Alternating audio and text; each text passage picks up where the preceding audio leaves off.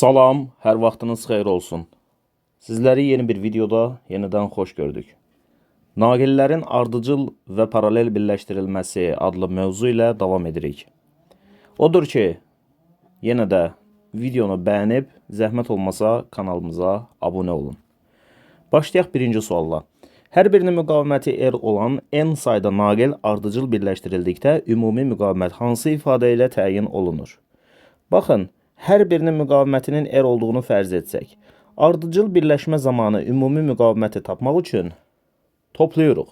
Yəni 2 dənədirsə olur 2R, 3 dənədirsə olur 3R, 4 dənədirsə olur 4R və nəhayətində n saydadırsa ümumi müqavimət n vurulsun R şəklində yazılır. Yəni ardıcıl birləşmədə ümumi müqavimət n vur R ifadəsi ilə təyin olunur.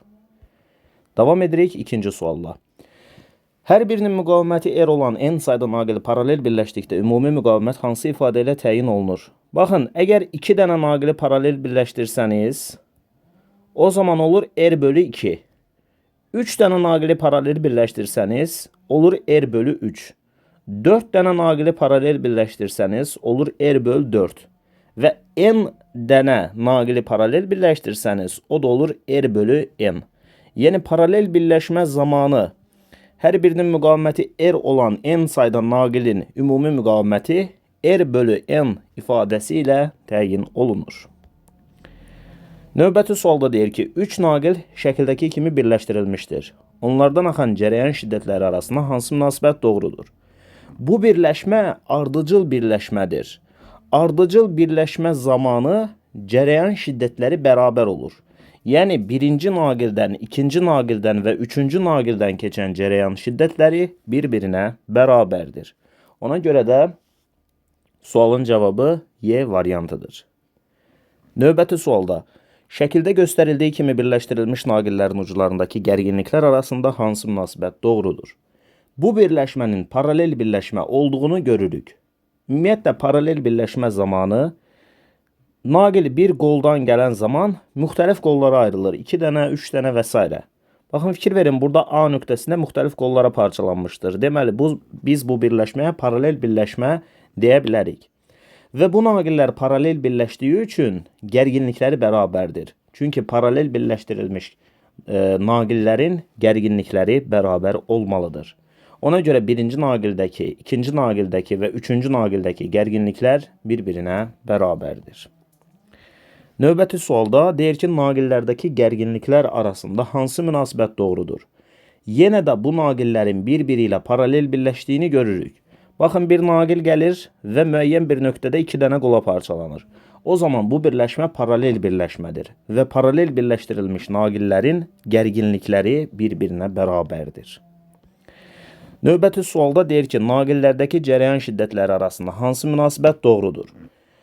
Bu naqillərin ardıcıl birləşdiyini görürük. Baxın, burada qola parçalanma yoxdur. Bir dənə düz naqil gəlir, onun ardınca da ikinci naqil gəlir. Yəni bunların cərəyan şiddətləri bir-birinə bərabər olmalıdır. Ardıcıl birləşmədə cərəyan şiddətləri bərabərdir. Növbəti sualda deyir ki, ampermetrlərin göstərişləri arasında hansı münasibət doğrudur? Burada naqillərin bir-biri ilə ardıcıl şəkildə birləşdiyini görürük. Ardıcıl birləşmə zamanı cərəyan şiddətləri bir-birinə bərabərdir. Ampermetrdə cərəyan şiddətini ölçdüyü üçün cərəyan şiddətlərinin bir-birinə bərabər olduğunu və yaxud ampermetrlərin göstərişlərinin bərabər olduğunu söyləyə bilərik. Növbəti sualda bir cins məftildən hazırlanmış halqanın A və B kontaktlarına cərəyan mənbəyi qoşulmuşdur. Cərəyan şiddətlərinin nisbəti nəyə bərabərdir? Dövrə hissəsi üçün Ohm qanunundan biz bilirik ki, I bərabərdir U bölü R şəklində yazılır. Və biz buradan görürük ki, cərəyan şiddəti müqavimət ilə tərs mütənasib asılıdır. Yəni, əgər gərginlik sabit olarsa, cərəyan şiddətlərinin nisbəti müqavimətlərin tərs nisbətinə bərabərdir. Yəni, I1 bölü I2 bərabərdir R2 bölü R1'dir. Burada AB arasında bu düz naqil gəlir və 2 dənə qola parçalanır. Biri gəlir çevrənin bu hissəsi ilə, hansı ki çevrənin 4də 3 hissəsini gedir. Bura biz yaza bilərik 3R qədər. Digəri isə çevrenin 1/4 hissəsidir. O zaman orada yaza bilərik. Məsələn, R qədər. O zaman R2'nin əvəzinə, yəni I2 cərəyanı keçən naqil R müqavimətinə sahib naqildir. Ona görə R2'nin əvəzinə R yazıram. R1'in əvəzinə də 3R yazıram və bu nisbət 1/3'ə bərabər olmuş olur. Sualın cavabı da D variantıdır. 9-cu sualda 3 eyni lampanı dövrəyə əvvəlcə ardıcıl, sonra paralel qoşduqda dövrədə cərəyan şiddəti necə dəyişər? Birinci növbədə burada müqavimətin necə dəyişdiyini biz bilməliyik. 3 dənə eyni lampanı dövrəyə ardıcıl birləşdirmişiksə, ümumi müqavimət alınır R vurulsun N şəklində. Amma paralel birləşdirsək, ümumi müqavimət olur R bölü N şəklində. 3 dənə dediyi üçün burada yaza bilərik 3R, burada isə R bölü 3. Ümumi müqavimət 3R'dən R bölü 3'ə gəldi. Yəni 9 dəfə azaldı. Ümumi müqavimət 9 dəfə azalıbsa, cərəyan şiddəti görək ki, necə dəyişəcək? I bərabərdir U bölü R ifadəsinə əsasən. Ümumi müqavimət 9 dəfə azalıbsa, cərəyan şiddətinin 9 dəfə artması lazımdır. Yəni 9 dəfə artar, sualın cavabı A variantı olar. 10-cu sualda gərginlik sabit saxlamaqla paralel birləşdirilmiş 2 eyni elektrik qızdırıcısını ardıcıl birləşdirdikdə onların gücü necə dəyişər? İndi burada gərginlik sabit qaldığı üçün biz gücün düsturunu P bərabərdir U'nun kvadratı bölünsün R şəklində yaza bilərik.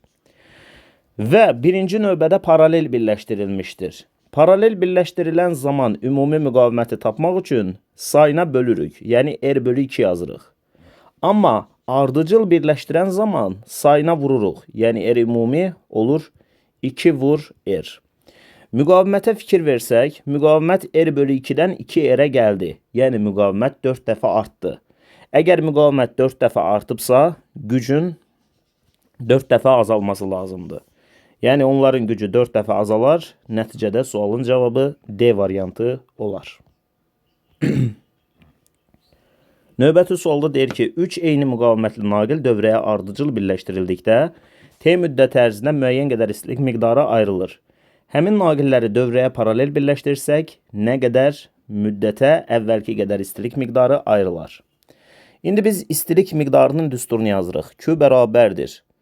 Burada gərginliyin sabit olduğunu verib yazıram U'nun kvadratı bölünsün R vurulsun T. Və biz buradan T müddətini tapmağa çalışacağıq. T bərabərdir. U'nun kvadratını məxrəcdə yazıram. Q R-i isə yazıram kəsrin surətində. Və indi məsələnin şərtinə bir daha qayıdırıq. Əvvəlcə bu naqillər dövrəyə ardıcıl birləşiblər. O zaman birinci halda ümumi müqavimət 3 dənə olduğu üçün 3R yazıla bilər. Sonra isə deyir ki, həmin naqilləri dövrəyə paralel birləşdirsək. Paralel birləşdirəndə ümumi müqaviməti tapmaq üçün isə sayına bölürük. Yəni R-i 3'ə bölürük. Burada baxırıq ki, ümumi müqavimət 3R'dən R bölü 3'ə gəldi. Yəni müqavimət 9 dəfə azaldı. Əgər bu düsturda müqavimət 9 dəfə azalmışdırsa, zamanın da 9 dəfə azalması lazımdır.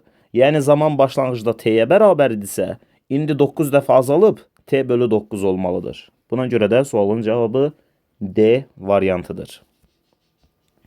Növbəti sualla davam edirik. 2 eyni lampanı dövrəyə əvvəlcə ardıcıl, sonra paralel qoşduqda dövrədə cərəyan şiddəti necə dəyişər? Birinci növbədə ardıcıl birləşiblər. Ardıcıl birləşmə zamanı ümumi müqaviməti tapmaq üçün sayına vururuq. Yəni 2R yazırıq.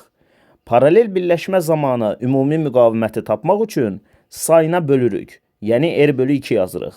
Burada baxırıq ki, müqavimət 2R'dən R bölü 2'yə gəldi. Yəni müqavimət 4 dəfə azaldı. Əgər müqavimət 4 dəfə azalarsa, cərəyan şiddətinin 4 dəfə artması lazımdır. Çünki tərs mütənasib aslıdır. Ona görə də deyirik, cərəyan şiddəti 4 dəfə artar və C variantı sualın cavabı olar. Növbəti məsələdə verilmiş naqillərdə eyni zaman müddətində ayrılan istilik miqdarlarının nisbəti nəyə bərabərdir? Bu naqillərin bir-biri ilə ardıcıl birləşdiyini görürük.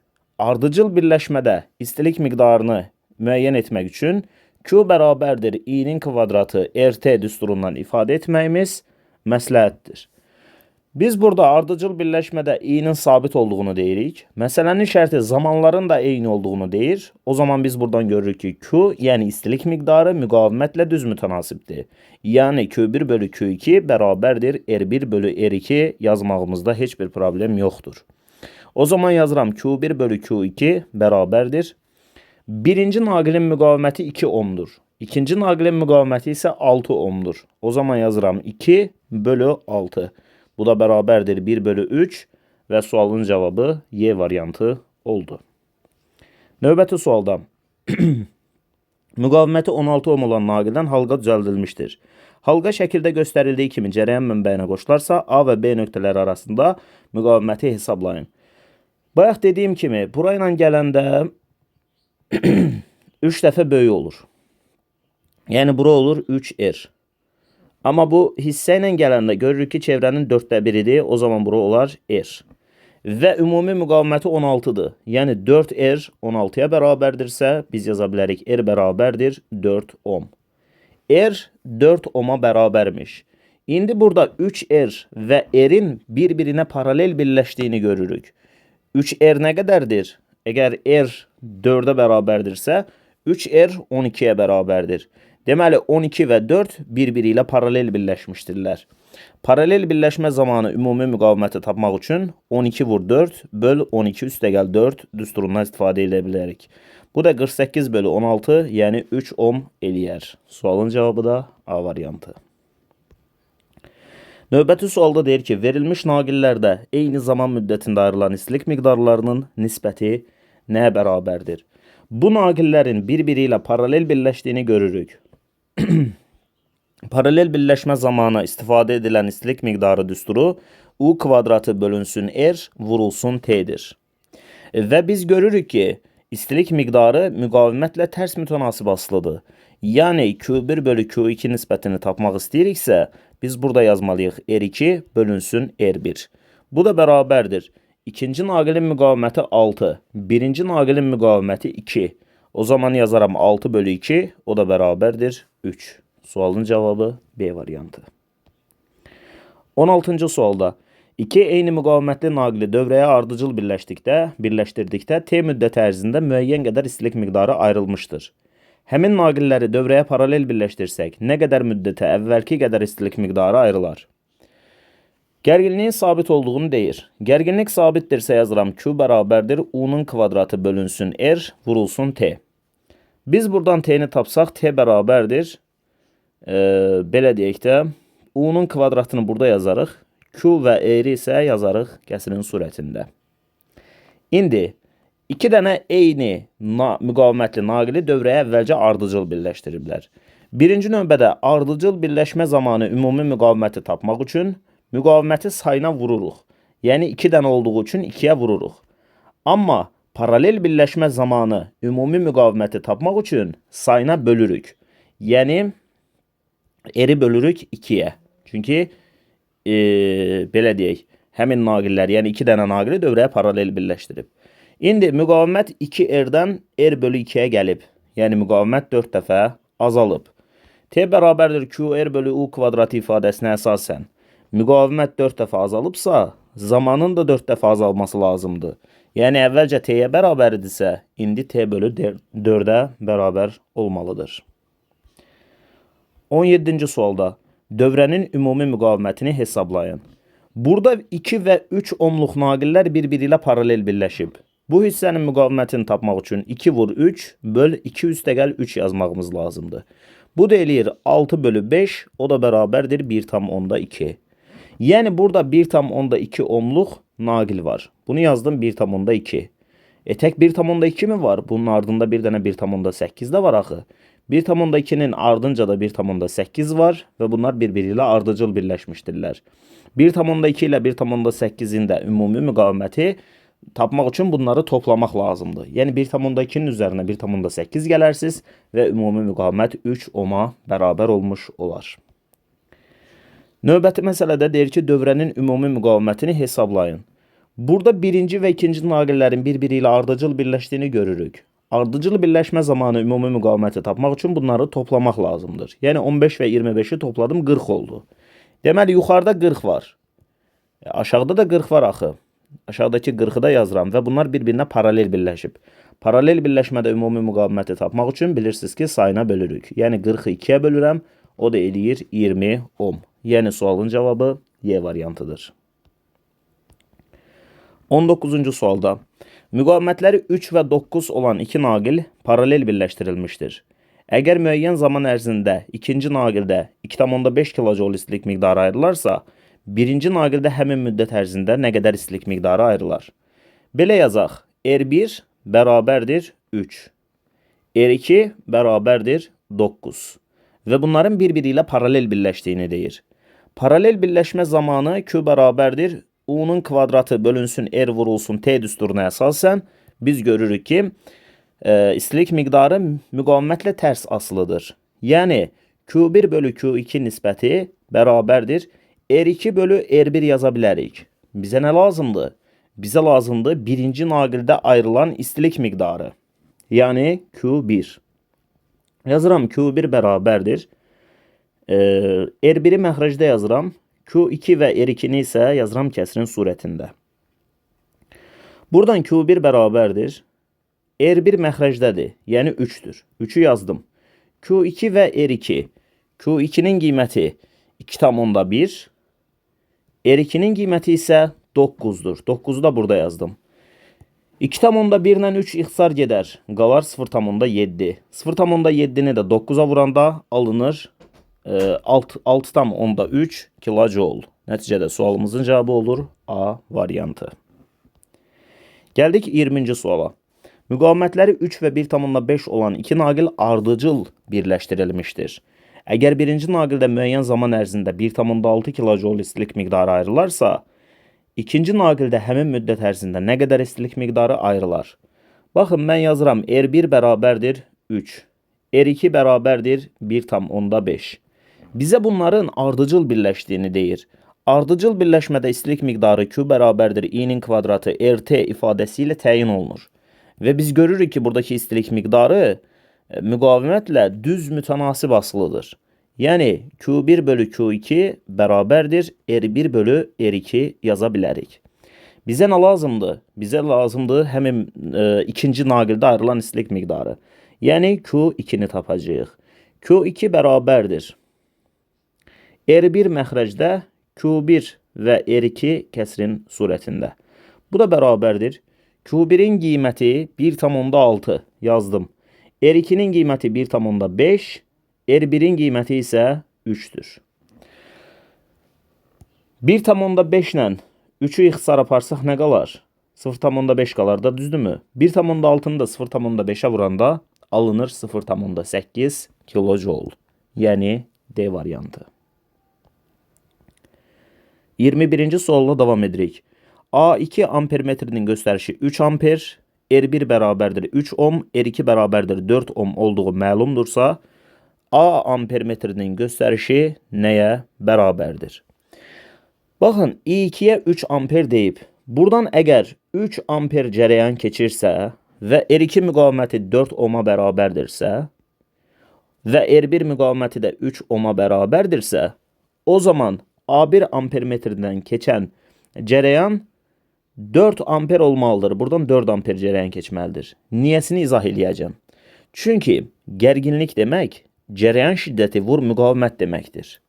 Yəni bunların hasilləri bir-birinə bərabər olmalıdır. Gərginliklər bərabər olmalıdır. Çünki bunlar paralel birləşmişdirlər. Baxın, bu ikisinin hasili nəyə bərabərdir 3-dən 4-ün hasili? 12-yə. Buradakı 4 ilə 3-ün hasili nəyə bərabərdir? O da 12-yə. Ona görə demək istədiyim budur ki, burada 3 ohmluq naqildən 4 amper cərəyan keçirsə, 4 ohmluq naqildən də 3 amper cərəyan keçər. Çünki hər ikisi 12-yə tamamlanmalıdır. İndi bizdən A ampermetrinin, buradakı ampermetrin göstərişini soruşur.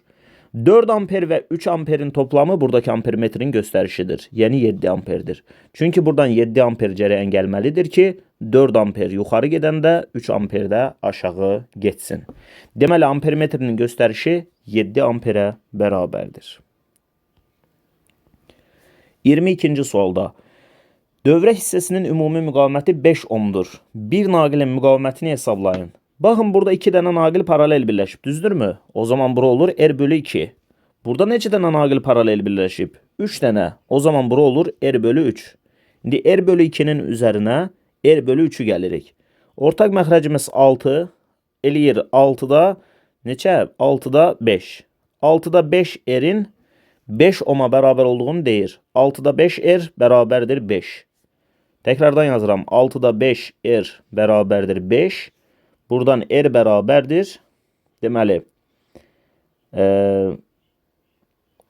5'i burada yazaram. 30'u da burada yazaram. Bu da elədir 6. Deməli bir naqilin müqaviməti 6'ya bərabərmiş. Sualımızın cavabı da B variantıymış. Baxaq görək ki, həqiqətən ödürürmü? 6'dırsa əgər burada 2 dənədirsə o zaman bura olur 3. Yəni 2'yə bölürük 3 olur. Burada isə 3 dənədir. 6'nı 3'ə böləndə neçə olur? 2. Deməli burada da 2'dir. 3 ilə 2'nin toplamda 5'ə bərabərdir. Yəni ümumi müqavimətdir. Gəldik 23-cü suala. 100 ohm müqavimətli naqilə müqaviməti nə qədər olan naqil paralel birləşdirilməlidir ki, ümumi müqavimət 20 ohm alınsın. Yəni belə deyək, 100 vurulsun R bölünsün 100 üstəgəl R bərabərdir neçəyə? 20'yə. Buradan 100 ilə 20'ni bəri başdan aparaq, işimiz sadələşsin. Bu 100 ilə 20'ni apardım. Burada qaldı 5, burada qaldı 1. 100 üstəgəl R'i bu 1'ə vuranda zaten 100 üstəgəl R olur. 100 üstəgəl R bərabərdir 5R. Buradan 5R'dən R'i çıxsam 4R qalar. Yəni 100 bərabərdir 4R və nəticədə R bərabərdir 100 bölü 4. Yəni 25 ohm sualımızın cavabıdır. 24-cü sualla davam edirik. Deməli deyir ki, bu ifadə hansı fiziki kəmiyyətin vahidinə uyğundur? Volt vurulsun saniyəni məxrəcdə olduğu kimi saxlayıram. Joule enerji vahididir də, düzdürmü? Baxın, enerjini biz yaza bilərik. Məsələn, V bərabərdir Q'nun kvadratı bölünsün 2S şəklində. Yəni buradan V enerji olduğu üçün enerjini yaza bilərəm. Joule bərabərdir Q'nun kvadratı, yəni Coulomb'un kvadratı bölünsün 2S, yəni farad. S tutumdur, tutumun vahidi də faraddır. Yəni mən burada kök altında Joule'un əvəzinə yazıram Coulomb'un kvadratı bölünsün farad. Vurulsun bir dənə də faradımız zaten var orada. Fərhadımız var, şirinimiz yoxdur. Bərabərdir. Buradakı faradlar getdi. Qaldı yuxarıda. Volt vurulsun saniyə. Aşağıda isə Coulomb kvadratı kökdən çıxdı. Oldu Coulomb. Coulomb bölü saniyə nisbəti bizə nəyi verir? Belə bir şey düşünək gəlin. Volt vurulsun saniyəni olduğu kimi saxlayaq. Coulomb'un yerinə də amper vurulsun saniyə yazaq. Saniyələr getsin. Volt bölü amper qalsın. Volt bölü amper. Bu da elə bir ki U bölü I deməkdir də. R-ə bərabər deyilmi? Yəni volt bölü amper nisbəti də ohm'a bərabərdir. Bu da müqavimətin vahidinə uyğundur. Yəni sualın cavabı B variantıdır. Gəldik 25-ci suala. 2 mis naqil dövrəyə ardıcıl qoşulmuşdur. Birinci naqilin diametri ikinci naqilin diametrindən 2 dəfə böyükdür. Diametri 2 dəfə böyükdürsə əgər uşaqlar, sahə deməli 4 dəfə böyükdür. Yəni bəri başdan yazaq. S1 bərabərdir 4S2. Aha, naqillərdə sərbəst elektronların nizamlı hərəkət sürətlərini müqayisə edin. I bərabərdir S, Y, V, N ifadəsindən istifadə edərək biz burada sürəti tapmağa çalışacağıq. Yazıram V bərabərdir. I-ni yazdım yuxarıda. S, Y, N oldu kəsrin surətində. Məxrəcində daha doğrusu. Buradan artıq biz görürük ki, sürətlər sahələrlə tərs mütənasib asılıdır. Yəni əgər S1 bölü 4 S2 demişiksə, o zaman tərs mütənasib asılı olaraq V2 bərabərdir 4V1 deyə bilərik. Yəni sualımızın cavabı hardasa D variantı olar. 26-cı sualda 2 mis naqil dövrəyə ardıcıl qoşulmuşdur. Birinci naqildə elektronların nizamlı hərəkət sürəti ikinci naqildən 9 dəfə kiçikdir. Yəni ikinci naqildəki elektronların sürəti birincidən 9 dəfə böyük imiş. 9v1. Naqillərin diametrlərini müqayisə edin.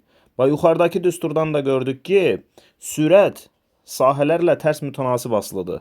Yəni V2 9v1 deyiriksə, o zaman S1 bərabərdir 9S2 deyə bilərik. Və sahə bərabərdir πd kvadratı bölü 4 olduğu üçün sahə diametrin kvadratı ilə mütənasibdir. Yəni sahələr 9 dəfə fərqlənirsə, diametrlər 3 dəfə fərqlənməlidir. Çünki 3-ün kvadratı 9-dur. Yəni D1 bərabərdir 3D2 deyə bilərsiniz. Nəticədə sualımızın cavabı olar D variantı. Bir-biri ilə ardıcıl birləşdirilmiş iki polad naqildən cərəyan keçir. İkinci naqildə elektronların nizamlı hərəkət sürəti birinci naqildəkindən 9 dəfə çox olarsa, deyir ki, naqillərin en kəsiklərinin diametrlərini müqayisə edin. Dediyimiz kimi, sürətlər sahələrlə tərs mütənasibdir. Yəni, sürətlər V2 9V1-dirsə, o zaman yaza bilərik. S1 bərabərdir 9S2. Sahələr bu şəkildədirsə, diametrlər 3 dəfə fərqlənməlidir. Yəni, D1 bərabərdir 3D2 olmalıdır. Bu da D1 bölü D2 nisbətinin 3-ə bərabər olacağı anlamına gəlir. Və Y variantı sualın cavabı olur.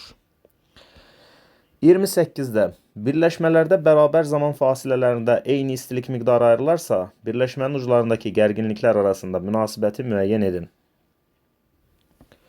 İndi baxın, belə bir şey düşünə bilərik. Q bərabərdir U-nun kvadratı bölünsün R vurulsun T. Bizə nə lazımdır? Bizə lazımdır gərginlik. O zaman yazıram U bərabərdir. T-ni yazdım məxrəcdə, QR-i də yazdım kəsrin surətində. Amma U-nun kvadratı olduğu üçün buranı kök altına almaq lazımdır. Yəni U bərabərdir kök altında QR bölünsün T yaza bilərik. İndi gözəl insanlar, baxın. Birinci şəkildən ikinci şəkil arasında nə qədər müqavimət fərqi var, buna baxaq. Birinci şəkildə elə bil ki, ardıcıl birləşmədir, yəni 2R müqaviməti var. İkinci şəkildə paralel birləşmədir və R bölü 2 müqaviməti var. Yəni müqavimətlər 4 dəfə fərqlənir bir-birindən. Birinci şəkildəki müqavimət ilə ikinci şəkildəki müqavimət 4 dəfə fərqlənir. Yəni 1-dən 2-yə keçəndə müqavimət 4 dəfə azalıb. Müqavimət 4 dəfə azalmışdırsa, o zaman kök altı olduğu üçün gərginlik 2 dəfə azalmışdır. Yəni buradakı gərginliyə U desək, buradakı gərginliyə U bölü 2 deyə bilərik. Gərginlik 2 dəfə azalmışdır. Yəni birincidəki gərginlik ikincidəki gərginlikdən 2 dəfə çoxdur deyə bilərik. U1 bərabərdir 2U2. Sualın cavabı D variantı. Növbəti sualda göstərilən birləşmələrdən hansında dövrənin ümumi müqaviməti ən böyükdür? Ümumi müqavimətin böyük olması üçün naqilləri lazımdır ki, ardıcıl birləşdirək. Çünki ardıcıl birləşmədə sayına vururuq. Biri var ki, sayına vurasan, bir də var paralel birləşmə olar, böləsən. Yəni, təbii ki, paralel birləşmədə böldüyümüz üçün bizə sərf eləmir, yəni böyük olmur. Amma sayına vuranda böyük olur. Bu da ardıcıl birləşmə üçün keçərlidir. Yəni, sualın cavabı A variantıdır. 30-cu sualda birləşmələrin hansında ümumi müqavimət ən kiçikdir? Müqavimətin kiçik olması istəyirsinizsə əgər, sayına bölməyiniz lazımdır. Sayına nə zaman bölürük? Paralel birləşmə zamanı. Paralel birləşmə harda var? B variantında var. Vəssalam, sualın cavabı B variantıdır. Davam edirik növbəti sualla. Rezistorlardan keçən cərəyan şiddətləri arasında hansı münasibət doğrudur? Gözəl insanlar, cərəyan şiddəti müqavimət kiçik olan naqildə böyükdür.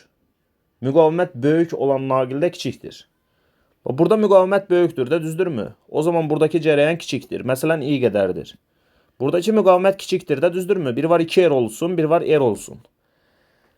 Burada müqavimət, yuxarıda müqavimət kiçik olduğu üçün orada cərəyan şiddəti böyükdür. Yəni 2I-dir. Fikir ver. Böyük müqavimət, kiçik cərəyan, kiçik müqavimət, böyük cərəyan. Və bu I ilə 2I-nin toplamı hardan gəlir? Buradan gəlir. Yəni 3I olaraq bu gəlibmiş. Elə bil ki 3 nəfərdir. 2 nəfəri sağa dönüb, 1 nəfəri sola dönüb. Yəni belə düşünə bilərsiniz. Ümumi 3I gəlib, 3I-dən 2I-si yuxarı, I-si də aşağı gedib. İndi biz bunları sıralaya bilərik. Ən böyük 3I-dir, yəni I1-dir. Sonra 2I-dir, yəni I2-dir. Ən kiçiyi də buradakıdır, o da I3-dür. Ona göre I1, I2, I3 şeklinde sıralanır ve C variantı sualın cevabı olur. Rezistorlardan keçən cərəyan şiddətləri arasında hansı münasibət doğrudur deyə bizdən soruşur yenə. Aşağıda nə qədər müqavimət var? 3R müqavimət var. Yuxarıda nə qədər müqavimət var? 1 dənə R müqavimət var. 1 dənə R müqavimətindən 3I cərəyanı keçər. 3 dənə R müqavimətindən 1 dənə I cərəyanı keçər. Çünki bayaq da demişdim ki, böyük müqavimətdən kiçik cərəyan keçməlidir. Buradan I keçirsə ardıcıl birləşmə olduğu üçün buradan da I-nin keçməsi lazımdır. En büyük birincideki cərəyan şiddətidir çünkü 3i'dir. Yani en büyük i1'dir. Daha sonra i2 ve i3 ise birbirine beraberdir. Vəssalam. Y variantı sualın cevabıdır. 33'te der ki, gərginlik sabit qalmaqla açarı açsaq ampermetrin göstərişi necə dəyişər? Açarın qapalı vəziyyətində 2 dənə müqavimət var. Biri yuxarıda, biri aşağıda və bunlar paralel birləşmişdirlər. Paralel birləşmə zamanı ümumi müqaviməti tapmaq üçün sayına bölürük. Yəni R bölü 2 yazırıq. Amma və lakin açar açılandan sonra, əgər açar açılarsa, yuxarıki müqavimətdən cərəyan keçməz. Yalnız aşağıdan cərəyan keçər, orada da bir dənə R müqaviməti olar. Ona görə ikinci halda R ümumi R-ə bərabərdir. Müqavimətə fikir versək, R bölü 2-dən R-ə gəldi. Yəni müqavimət 2 dəfə artdı. Müqavimət 2 dəfə artırsa, cərəyan şiddəti I bərabərdir U bölü R ifadəsinə əsasən necə dəyişər? Müqavimət 2 dəfə artıbsa, cərəyan şiddəti, yəni ampermetrin göstərişi 2 dəfə azalar. Y variantı sualın cavabı olar. Gəldik 34-ə. Gərginlik sabit qalmaqla açarı açsaq ampermetrin göstərişi necə dəyişər? Gözəl insanlar, ampermetr burada R müqavimətinə qoşulub. Orada sən açarı açsan da qapasan da bunun heç bir aidiyyəti yoxdur. Ampermetr burada olsaydı bəli. Amma ampermetr əgər buradadırsa, yəni R müqavimətinin yanındadırsa, orada ampermetrin göstərişi dəyişməz. Çünki başlanğıcda da U bölü R olar, sonda da U bölü R olar. Növbəti sualda, gərginlik sabit qalmaqla açarı açsaq ampermetrin göstərişi necə dəyişər? Açarın qapalı vəziyyətində 2 dənə R müqaviməti var. Və burada ümumi müqaviməti, yəni açarın qapalı vəziyyətində ümumi müqaviməti tapmaq üçün 2R müqavimətini sayına bölürük. Yəni 2-yə bölürük ki, bu da olur R. Daha sonra açar açılandan sonra ümumi müqaviməti tapmaq üçün. Açar açılandan sonra artıq yuxarıdan cərəyan keçmir. Cərəyan aşağıdan keçir. Yəni bir dənə 2R müqaviməti var. Gördüyümüz kimi açar açılandan sonra müqavimət R-dən 2R-ə gəldi. Yəni müqavimət 2 dəfə artdı. Müqavimət 2 dəfə artıbsa, I bərabərdir U bölü R ifadəsinə əsasən müqavimət 2 dəfə artıbsa, cərəyan şiddəti 2 dəfə azalmalıdır. Yəni ampermetrin göstərişi 2 dəfə azalar. 36-cı sualda, gərginlik sabit qalmaqla açarı açsaq ampermetrin göstərişi necə dəyişər? Ampermetr 2 R müqavimətli naqilə ardıcıl birləşdirilib və buradan keçən cərəyan şiddətini ölçür. Ona görə də açarın açılması və qapanması buradakı ampermetrin göstərişinə təsir etməz. Ona görə də ampermetrin göstərişi dəyişməz. Yenə də deyirəm, ampermetr burada olsa və yaxud burada olsa fərq eləyər. Amma və lakin ampermetr burada 2R müqavimətini ardıcıl birləşdiyi üçün buradakı ampermetrin göstərişinin dəyişməsi mümkün deyil. 37-ci sualda, sabit gərginlik mənbəyini hansı nöqtələrə qoşduqda dövrədə cərəyan şiddəti ən böyük olar? I bərabərdir U bölü R ifadəsinə əsasən dövrədən keçən cərəyan şiddətinin böyük olmasını istəyiriksə, müqavimətin kiçik olması lazımdır. Yəni az müqavimət olmalıdır.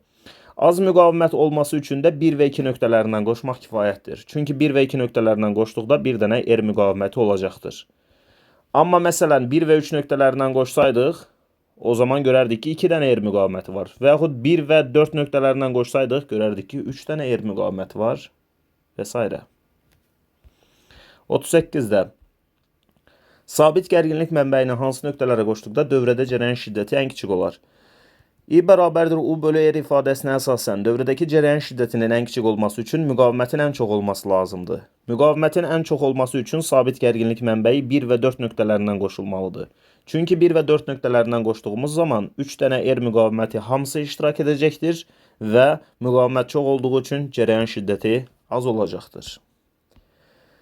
Növbəti sualda, cərəyan axan naqilə ardıcıl olaraq eyni müqavimətə malik ikinci naqilə qoşduqda cərəyan şiddəti necə dəyişər? Birinci növbədə naqilin müqavimətinin R-ə bərabər olduğunu fərz edək. Daha sonra müqaviməti eyni olan ikinci naqili qoşsaq və necə qoşsaq? Ardıcıl qoşsaq. Ardıcıl qoşanda sayına vurulur. Yəni artıq 2 dənədir deyə olur 2R. Müqavimət R-dən 2R-ə gəldi.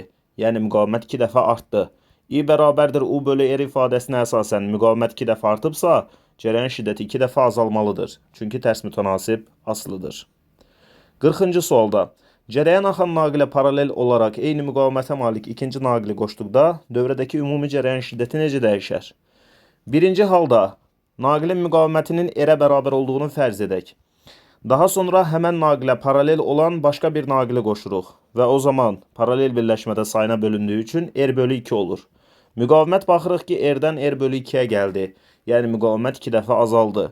I bərabərdir U bölü R ifadəsinə əsasən müqavimət 2 dəfə azalıbsa, cərəyan şiddəti 2 dəfə artmalıdır. Çünki tərs mütənasib asılıdır.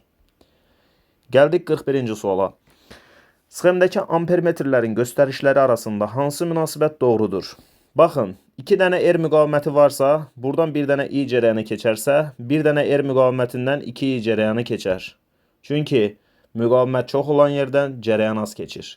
Yəni buradan I cərəyanı keçir. Buradan isə 2i cərəyanı keçir. Bəs bu i ilə 2i hardan gəlib? Buradan gəliblər də 3i olaraq gəliblər. Ona görə A1 ampermetrinin göstərişi ən böyükdür. Sonra A3 ampermetrinin göstərişi gəlir. Sonra isə A2 ampermetrinin göstərişi ən kiçikdir. Ona görə də I1, I3, I2 şəklində sıralanar. Növbəti məsələdə sxemdəki ampermetrlərin göstərişləri arasında hansı münasibət doğrudur? Burada 2 dənə R müqavimətlərinin, bax, birinci növbədə bu paralel birləşmiş hissəyə baxırıq. Müqavimətləri eyni olduğu üçün buradan eyni cərəyan keçər. Yəni buradan I cərəyanı, buradan isə I cərəyanı keçər. Hər birindən I cərəyanı keçirsə, o zaman buradan 2 I cərəyanı gəldiyini fərz etməyimiz lazımdır. Yuxarıda R naqili var, aşağıda isə R bölü 2 var. Müqaviməti kiçik olan yerdən cərəyan çox keçər. Yəni R bölü 2-dən 2 I keçirsə, bir dənə R-dən cərəyan 2 dəfə artmalıdır da. Cərəyan 2 dəfə azalmalıdır. Bir dənə I keçməlidir. İndi buradan 2I, buradan I-nin gəldiyini fərz eləyiriksə, o zaman buradan 3I cərəyanı gəlmişdir. Yəni ən böyük göstəriş A1 ampermetrinə məxsusdur. Sonra A3 ampermetrinə, sonra isə A2 ampermetrinə məxsusdur. Buna görə də I1, I3, I2 şəklində sıralanar. Dövrə hissəsində müqavimətlərin nisbəti 3-ə bərabərdir. V1 voltmetrinin göstərişi U-ya bərabər olarsa, V voltmetrinin göstərişini hesablayın. R2 bölü R1 nisbətinin 3-ə bərabər olduğunu deyir. Məsələn, R2 əgər 3R-dirsə, R1 sadəcə R-ə bərabərdir. Deməli, R1 R-ə bərabərdir, R2 isə 3R-ə bərabərdir. V1 voltmetri yalnız R müqavimətindəki gərginliyi ölçür. Yəni V1 yaza bilərik. V1 bərabərdir. I vurulsun müqavimət R qədərdir. I vurulsun R. V voltmetri isə ümumi dövrədəki gərginliyi ölçür. Ona görə də ümumi dövrədən keçən cərəyan şiddətinin I olduğunu fərz etsək, ümumi müqavimət 4R-ə bərabərdir. Buradan görürük ki, IR-ə əgər U deyirdisə, 4IR də bundan 4 dəfə böyük olmalıdır. Yəni 4U olmalıdır. D variantı da sualın cavabıdır. Növbəti sualda bu müqavimətlərin nisbətinin 4-ə bərabər olduğunu verib. Yəni R2 məsələn 4R-ə bərabərdirsə, 4R-ə bərabərdirsə, o zaman R1 sadəcə R-ə bərabərdir. R1 R-ə bərabərdirsə, R2 4R-ə bərabərdirsə, V1 voltmetr, indi burada V voltmetrinin göstərişini U-ya bərabər edib. V voltmetri görürük ki, bütövlükdə dövrəyə paralel birləşmişdir. Ona görə V yaza bilərik. I vurulsun ümumi müqavimət. Yəni R-dən 4R-in toplamı ki, bu da 5R eləyir. I vurulsun 5R-ə U deyib. Biz bunu yaza bilərik U. İndi burada deyir ki, V1 voltmetrinin göstərişini hesablayın. V1 voltmetri hardakı gərginliyi hesablayır? R1 müqavimətindəki gərginliyi hesablayır. Ona görə də buna yaza bilərik. I vurulsun müqavimətdə R qədər. 5IR-ə U demişiksə, bir dənə IR də bundan 5 dəfə kiçikdir. Yəni U bölü 5'tir. O da 0,2 U demektir. B variantı sualımızın cevabıdır. Geldik 45. suala. Ampermetrin gösterişi neye beraberdir diye bizden soruşur. Buradan 6 amper cərəyan keçirsə, R müqavimətindən 6 amper cərəyan keçirsə, 2 R müqavimətindən bunda 2 dəfə kiçik cərəyan keçməlidir. Çünki cərəyan şiddəti müqavimətlə tərsdir. Müqavimət artdıqca cərəyan şiddəti azalır. Müqavimət 3 dəfə artıbsa, cərəyan şiddəti 3 dəfə azalmalıdır. Yəni 6 amper idisə 2 amper olmalıdır. İndi baxın 3 dənə cərəyan gəlir. 6 amper, 3 amper, 2 amper. Toplamı nə qədərdir? 11 amper. Deməli, buradakı ampermetrdən 11 amper cərəyan keçməlidir. Növbəti sualda deyir ki, A1 ampermetrinin göstərişi 3 amper olarsa, A2 ampermetrinin göstərişini təyin edin. Yuxarıda bir dənə R müqaviməti var. Aşağıda isə R'lər paralel birləşdirilib. Yəni R bölü 2 var. Bax, yuxarıda R, aşağıda R bölü 2. Deyir ki, A1 ampermetrinin göstərişi 3 amperdir. Yəni, buradan 3 amper cərəyan keçirsə, R müqavimətindən 3 amper keçirsə, R bölü 2 müqavimətindən, yəni müqavimət 2 dəfə kiçik olarsa, cərəyan 2 dəfə artar. Yəni 6 amper olar. Ona görə də A2 ampermetrinin göstərişi 6 amperə bərabərdir. 47-ci sualda A2 ampermetrinin göstəricisi 4 amper olarsa, A1 ampermetrinin göstəricisini müəyyən edin. A2 ampermetri görürük ki, 2 dənə naqil burada paralel birləşmişdir. Nəticədə R bölü 2 var. Əgər burada 4 amper deyirsə, müqavimət 2 dəfə çox olan yerdə cərəyan 2 dəfə az olmalıdır. Yəni buradan 2 amper cərəyan keçməlidir. Ona görə də D variantı sualımızın cavabıdır. 48-də ampermetrlərin göstərişləri arasında hansı münasibət doğrudur? Bunların bir-birləri ilə paralel birləşdiyini görürük. Paralel birləşmədə cərəyan şiddəti müqavimətlə tərs asılıdır. Yəni birincinin müqaviməti ikincinin müqavimətindən 4 dəfə böyükdürsə, R1 4 R2-dirsə, cərəyan şiddətləri tərsinə olacaqdır. Yəni I2 bərabərdir 4 I1 olacaqdır. Ona görə də sualımızın cavabı B variantıdır. 49-da Euler-Venn diaqramında sxemlərə uyğun bəndləri müəyyən edin.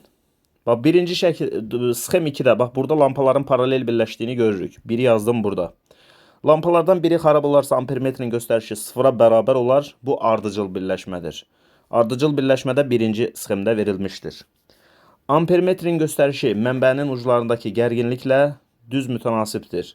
I bərabərdir U bölü R ifadəsinə əsasən, yəni hər iki halda ampermetrin göstərişi mənbənin uclarında gərginliklə düz mütənasib asılı olmalıdır. Lampadan keçən cərəyan şiddətləri eynidir. Bu ardıcıl birləşməyə aiddir. Ona görə 4'ü yazdım burada. 5'də lampadan keçən cərəyan şiddəti müqavimət ilə tərs mütənasibdir. Cərəyan şiddəti müqavimətlə o zaman tərs olar ki, gərginlik sabit qalsın. Gərginliklə paralel birləşmədə sabitdir. Ona görə onu sxem 2-yə aid edirik. 2, 4, 1, 5, 3 sualımızın cavabı olur. Növbəti sualda ampermetrin göstərişi 6 amper olarsa, Euler-Venn diaqramında uyğun bəndləri müəyyən edin. Baxın, buradan əgər 6 amper cərəyan keçirsə, nəticədə biz deyə bilərik ki, 4 amper buradan gəlmişdir, 2 amper də buradan gəlmişdir. Çünki 6 amper 4 və 2-nin toplamıdır. Kiçik müqavimətdən böyük cərəyan, böyük müqavimətdən isə kiçik cərəyan gəlmişdir. İndi baxırıq. R1 müqavimətindən keçən cərəyan şiddəti 2 amperdir. R2 müqavimətindən keçən cərəyan şiddəti isə 4 amperdir. Bunlar getdi.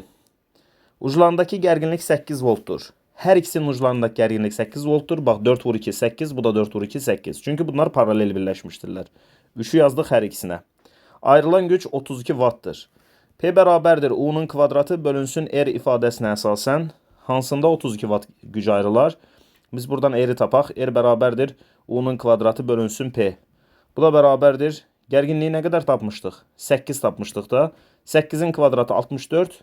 64'ü 32'ye böləndə alınır 2. Yəni 2 ohm müqavimətli naqildən söhbət gedir ki, deməli bu da R1'ə aiddir. Ona görə 4'ü də bura yazırıq. Vəssalam. 1, 4, 2, 3 sualımızın cavabı olur.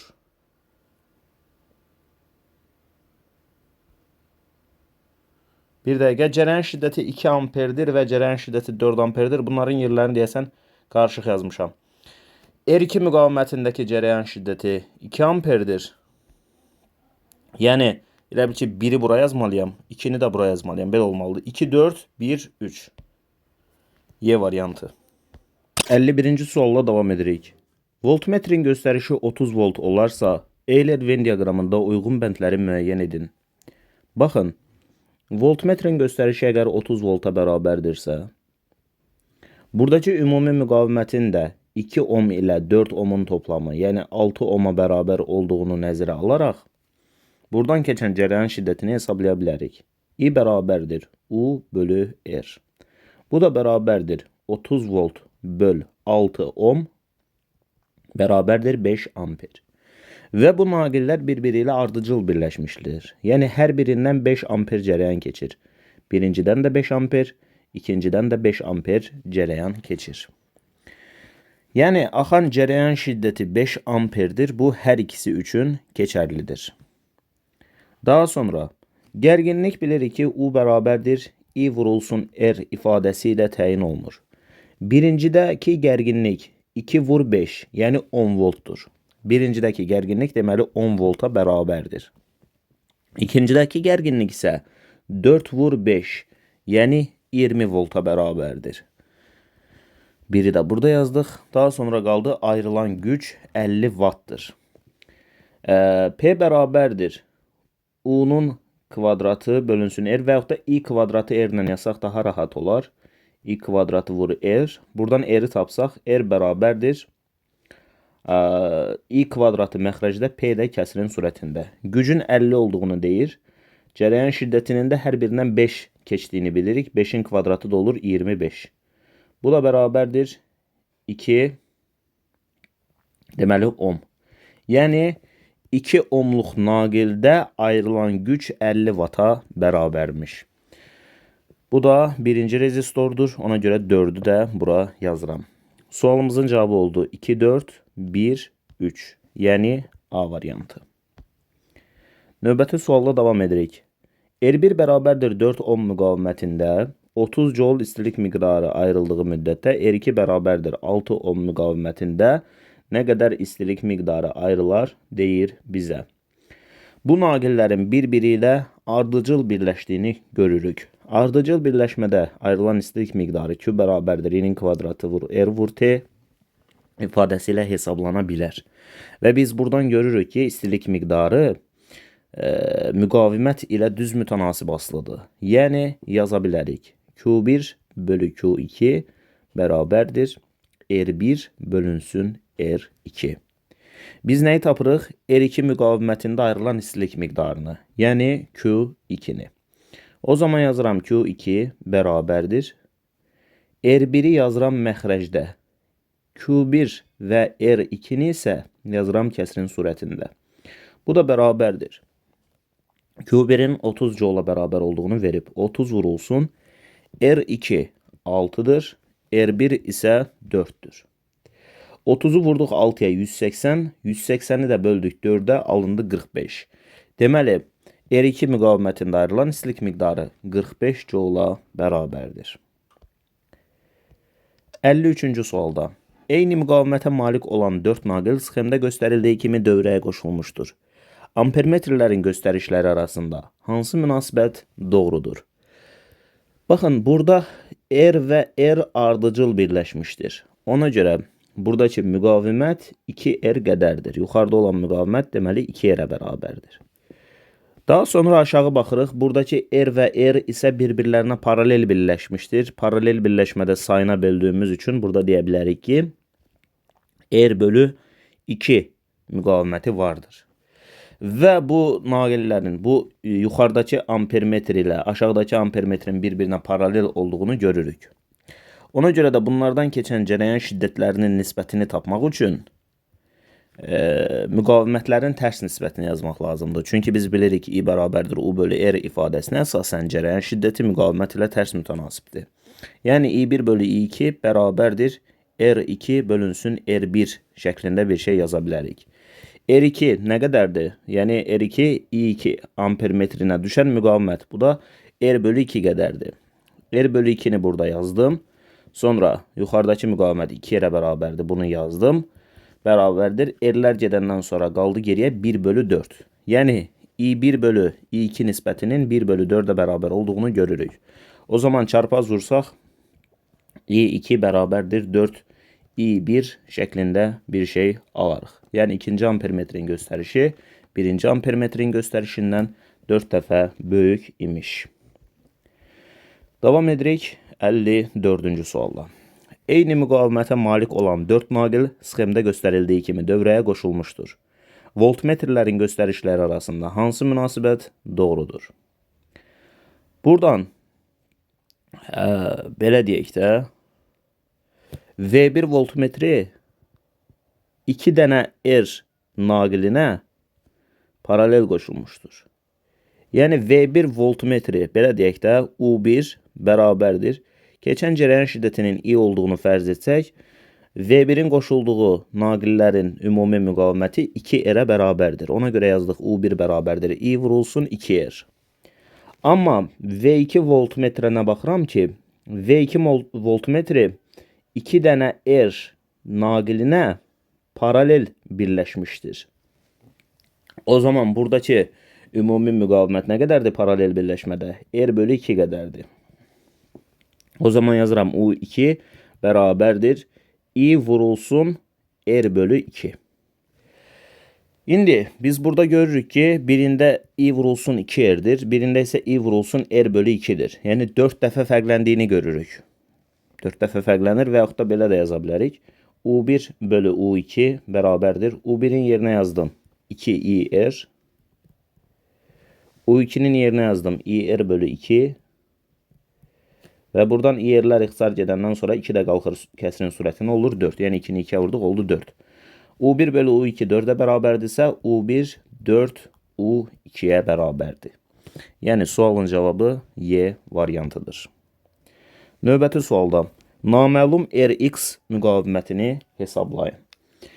Buradan gələn cərəyan şiddəti ilə buradan gələn cərəyan şiddətinin toplamı Rx müqavimətindən keçir. Yəni 1 amper ilə 1 amperin toplamı buradan keçir ki, bu da 2 amperdir. İndi bu paralel birləşmiş hissədə gərginliyi tapmaq üçün müqaviməti cərəyan şiddətinə vururuq. Yəni 4'ü 1'ə vururuq 4 volt. Burada da 4'ü 1'ə vururuq 4 volt. Yəni gərginliklər burada 4 volta bərabərdir. Paralel birləşmiş hissədə gərginlik 4 voltdur. Ümumi gərginlik 10 voltdursa, buradakı gərginlik nə qədər olur? 6 volt olur da. Çünki 4 volt bu paralel birləşmiş hissədə, 6 volt da burada olmalıdır ki, ümumi 10 volta bərabər olsun. İndi bizə lazımdır Rx müqaviməti. Yazıram Rx bərabərdir. Gərginlik bölünsün cərəyan şiddəti. Buradan Rx bərabərdir.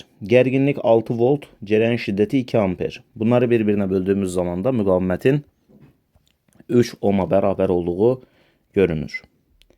Növbəti sualda 2 eyni müqavimətli naqili dövrəyə paralel birləşdirdikdə T müddəti ərzində müəyyən qədər istilik miqdarı ayrılmışdır. Həmin naqilləri dövrəyə ardıcıl birləşdirsək, nə qədər müddətə əvvəlki qədər istilik miqdarı ayrılar? Bax, burada gərginliyin sabit olduğunu verib. Gərginlik sabit olduğu üçün biz belə bir düstur yazırıq. Q bərabərdir. U-nun kvadratı bölünsün R vurulsun T. Bizə T lazımdır, yəni zaman lazımdır. O zaman yazıram T bərabərdir. U-nun kvadratını məxrəcdə yazıram. Q-ri də kəsrin surətində yazıram. Təkrardan T bərabərdir. Q vurulsun R bölünsün U-nun kvadratı. Baxın, bu düstura əsasən biz görürük ki, zaman müddəti müqavimət ilə mütənasibdir. İndi birinci halda müqavimət nə qədərdir? 2 dənə müqaviməti deyir ki, dövrəyə paralel birləşdirdik. Paralel birləşdirəndə sayına bölürük, yəni R bölü 2 olur. Sonra isə həmin naqilləri dövrəyə ardıcıl birləşdiririk. Ardıcıl birləşdirəndə isə R vurulsun 2 olur. Baxın, bu paralel birləşmiş hissədir, bu isə ardıcıl birləşmiş hissədir. Neçə dəfə böyükdür? 4 dəfə böyükdür. Yəni paralel birləşmədən ardıcıl birləşməyə keçəndə müqavimət 4 dəfə artır. Müqavimət 4 dəfə artırsa, zamanında 4 dəfə artması lazımdır. Yəni əvvəlcə T idisə, indi 4 dəfə artıb 4T olmalıdır. Ona görə də sualımızın cavabı C variantı olmalıdır. Gəldik 57-ci suala. Eyni müqavimətə malik olan 4 naqil sxemdə göstərildiyi kimi dövrəyə qoşulmuşdur. Voltmetrlərin göstərişləri arasında hansı münasibət doğrudur? Əslində bu bayaqki bir məsələ var idi. O məsələ ilə eyni məsələdir. Sadəcə burada voltmetrlərin yerlərini dəyişiblər, naqillərin yerlərini dəyişiblər. Əslində mahiyyət baxımından eyni məsələdir. İndi burada baxırıq ki, yuxarıdakı R ilə aşağıdakı R bir-birlərinə paralel birləşiblər. Ona görə burada R bölü 2 var. Yəni U1-i hesablayanda yazırıq. U1 bərabərdir I vurulsun R bölü 2. Amma burada baxırıq ki, voltmetr 2 dənə R naqilinə paralel birləşib və bu naqillər də öz aralarında ardıcıl birləşiblər bir-birindən. Yəni burada var 2R müqaviməti. Çünki ardıcıl birləşmədir. Və biz burada U2-ni tapanda U2 bərabərdir I vurulsun 2R yazırıq. Bunların nisbətini tapaq gəlin. U1 bölü U2 və yaxud yazıram U2 bölü U1 bərabərdir. U2-nin yerinə bunu yazıram. 2IR. U1-in yerinə bunu yazıram. IR bölü 2. IR-lər getdi. 2 də qalxdı yuxarı 2 ilə vuruldu. Oldu 4. Yəni U2 bölü U1 4'e bərabərdir. Buradan U2'ni tapsaq. U2 bərabərdir 4U1 alınır. Sualımızın cevabı da olur C variantı. Gəldik 58-ci suala. M və N nöqtələri arasında gərginliyi sabit saxlamaqla reostatın sürgüsünü sağa sürüşdürdükdə V1 və V2 voltmetrlərinin göstərişi necə dəyişər? Baxın, reostat üçün belə bir şey deyim. Reostatın şəklini verib bu şəkildə, düzdürmü? Mən reostatın şəklini olduğu kimi çəkdim. Bax, sağa sürüşdürdükdə deyir. Sağa sürüşdürdükdə bu tərəfə gəlir. Əgər reostatın bu oxunun uç hissəsi reostatın qarşı tərəfinə, belə deyək ki, qarşı tərəfdəki naqilə yaxınlaşırsa, o zaman bu deməkdir ki, uzunluq azalır. Çünki əvvəlcə bu qədər uzunluq var idisə, indi sağa sürüşdürdün, gətirdin bura, oxu bura gətirdin, o zaman indi bu qədər uzunluq var. Yəni uzunluq azaldı. Reostatın sürgüsünü sağa sürüşdürdün, uzunluq azaldı. Baxın, sağa sürüşdürəndə həmişə uzunluq azalır demirəm. Belə bir qayda yadınızda saxlamayın. Sadəcə verilən şəkildə belədir. Siz şəklə baxıb müəyyən eləməlisiniz ki, orada uzunluq artır yoxsa azalır. Deməli, bu uzunluq iç hissədən müəyyən olunur. Bax, buradan. Yəni, elə bil ki, solda olanda uzunluq bu qədərdir. Sonra sağa çəkdim bu reostatı, uzunluq bu qədər oldu. Yəni, uzunluq azaldı. O zaman uzunluq azaldısa, müqavimət necə dəyişər? R bərabərdir. Rho L bölünsün S ifadəsinə əsasən uzunluq azalır, müqavimət azalır. Müqavimət azalırsa I bərabərdir U bölünsün R ifadəsinə əsasən müqavimət azaldığı üçün cərəyan şiddəti artır. Burada yazacağım. Cərəyan şiddəti artır. Cərəyan şiddəti artandan sonra hansı voltmetrə baxaq? O voltmetrə baxaq ki, onda reostat yoxdur. Yəni bu şəkildə qayda kimi yadınızda saxlayın. V2 voltmetrində reostat olmadığı üçün, yəni V2 voltmetrinin müqaviməti dəyişmədiyi üçün bunun gərginliyinə baxarsınız. Buna da yaza bilərik. U2 bərabərdir I vurulsun R2, məsələn bu müqavimət olsun R2. Bu müqaviməti sabit qaldığı üçün cərəyan şiddətinə baxırıq. Biz cərəyan şiddətinin artdığını dedik. Cərəyan şiddəti artırsa, o zaman V2 voltmetrinin göstərişi artır deyə bilərik. Çünki burada cərəyan şiddəti ilə mütənasibdir. Ümumi gərginlik sabit qaldığı üçün V2 voltmetrinin göstərişi artanda V1 voltmetrinin göstərişi azalmalıdır. Ona görə birinə azalır, digərinə isə artır yaza bilərik. Sualın cavabı da olar C variantı. Növbəti sualda M və N nöqtələri arasındakı gərginliyi sabit saxlamaqla reostatın sürgüsünü sola sürüşdürdükdə V1 və V2 voltmetrlərinin göstərişi necə dəyişər? Burada yenə gərginlik sabit qalır, amma reostatın sürgüsünü bu dəfə sola sürüşdürürük. Bax, bu bizim yenə reostatımız olsun. Bax, bu şəkildə. Əvvəlcə düşünün ki, bu hissədən cərəyan keçirdi. Bax, bu şəkildə cərəyan keçirdi. İndi isə sola sürüşdürdüm. Yəni, reostatın sürgüsünü gətirdim bura. Sol tərəf bu tərəfə getmək lazımdır. Ona görə sol tərəfə sürüşdürdüm və indi baxıram ki, bu hissədən cərəyan keçir. Fikir verin, cərəyan keçən hissənin uzunluğu artdı. Uzunluq artıbsa, o zaman R bərabərdir. Rho L bölünsün S ifadəsinə əsasən uzunluq artanda müqavimət artır. Müqavimət artıbsa I bərabərdir U bölünsün R ifadəsinə əsasən cərəyan şiddətinin azalması lazımdır. Cərəyan şiddəti azalıbsa V2 voltmetrinin göstərişi U2 bərabərdir I vurulsun R2 ifadəsinə əsasən azalar. Çünki gərginlik mütənasibdir cərəyan şiddətindən. Cərəyan şiddəti azaldığı zaman V2 voltmetrinin göstərişi azalar. V2 voltmetrinin göstərişi artıbsa, avtomatik olaraq V1 voltmetrinin göstərişinin artması lazımdır. Ona görə artır, azalır sualın cavabıdır. 60-cı sualda. Gərginlik sabit qalmaqla K açarı qapanarsa dövrədə cərəyanın gücü necə dəyişər? Cərəyanın gücü P bərabərdir U-nun kvadratı bölünsün R ifadəsi ilə təyin oluna bilər. Birinci növbədə açarın açıq vəziyyətində. Açar açıq olanda yuxarı hissədən cərəyan keçmir. Cərəyan gəlir, buradan keçir və R müqaviməti nəzərə alınır sadəcə. Yəni yuxarıda sanki R müqaviməti yoxmuş kimi düşünürük. Ona görə ümumi müqavimət sadəcə R-in özünə bərabərdir. Amma açar qapandıqdan sonra artıq cərəyan həm yuxarıdan, həm də aşağıdan keçir. Yəni artıq qapalı vəziyyətində 2 dənə R müqaviməti var və bunlar bir-biri ilə paralel birləşiblər. Paralel birləşmədə ümumi müqaviməti tapmaq üçün sayına bölürük. Yəni R bölü 2 yazırıq. Gördüyümüz kimi açar açıq vəziyyətdən qapalı vəziyyətə gələndə ümumi müqavimət R-dən R bölü 2-yə gəlir. Yəni ümumi müqavimət 2 dəfə azalır. Ümumi müqavimət 2 dəfə azalıbsa, o zaman cərəyanın gücü 2 dəfə artmalıdır. Çünki tərs mütənasib asılıdır. A variantı sualımızın cavabıdır. 61-də gərginlik sabit qalmaqla bağlı K açarı açılarsa, dövrədəki cərəyanın gücü necə dəyişər? Baxın, deməli birinci növbədə bağlı idi. Yəni qapalı vəziyyətinə baxırıq. Qapalı vəziyyətdə yuxarıda bir R müqaviməti var, aşağıda bir R müqaviməti var. Yəni ümumi müqavimət R bölü 2-dir. Amma açar açılandan sonra yuxarı hissə nəzərə alınmır artıq. Ona görə açıq vəziyyətdə sadəcə bu R müqaviməti nəzərə alınır. Gördüyümüz kimi qapalı vəziyyətdən açıq vəziyyətə gətirəndə müqavimət R bölü 2-dən R-ə gəlir. Yəni müqavimət 2 dəfə artır. P bərabərdir U-nun kvadratı bölünsün R ifadəsinə əsasən müqavimət 2 dəfə artıbsa, cərəyanın gücünün 2 dəfə azalması lazımdır. Növbəti sualda deyir ki, rezistorlardan axan cərəyan şiddətləri arasında hansı münasibət doğrudur? Belə deyək, əgər 2 R müqavimətindən 1 amper cərəyan keçibsə, 1 R müqavimətindən 2 amper cərəyan keçməlidir. Çünki cərəyan şiddəti paralel birləşmədə müqavimətlə tərs asılıdır. Müqavimət kiçik olan yerdə cərəyan şiddəti böyük, müqavimət böyük olan yerdə cərəyan şiddəti kiçik. Bu 1 amper və 2 amper qiymətlərini özümdən dedim. Sonra gəlirik bura. Bax 1 amper ilə 2 amper cərəyan gəlir. Yuxarıdan gəlir 2 amper, aşağıdan gəlir 1 amper və bunların toplamı buradan keçir. Yəni 3 amper cərəyan da buradan keçir.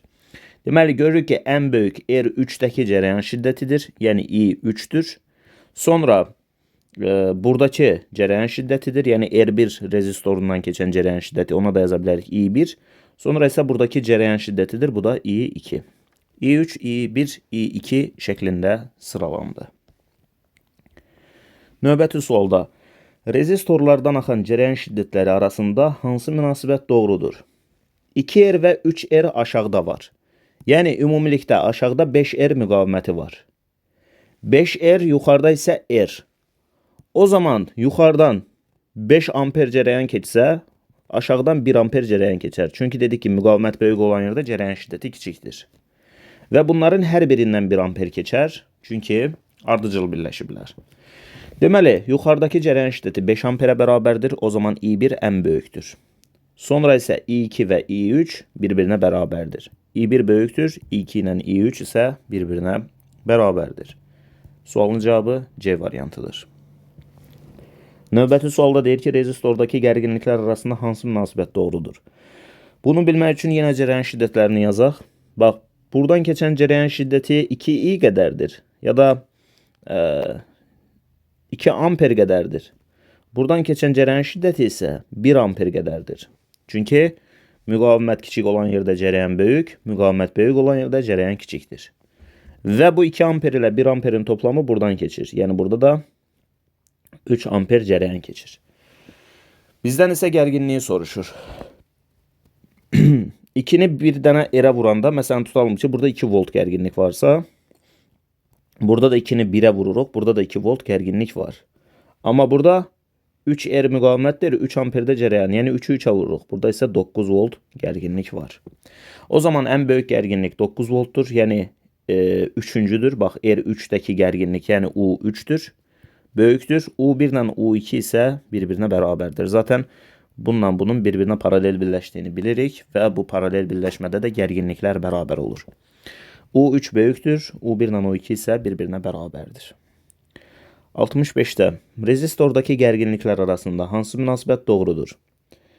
Belə deyək də, burada 2R və 3R var. Yəni toplamda 5R müqaviməti var.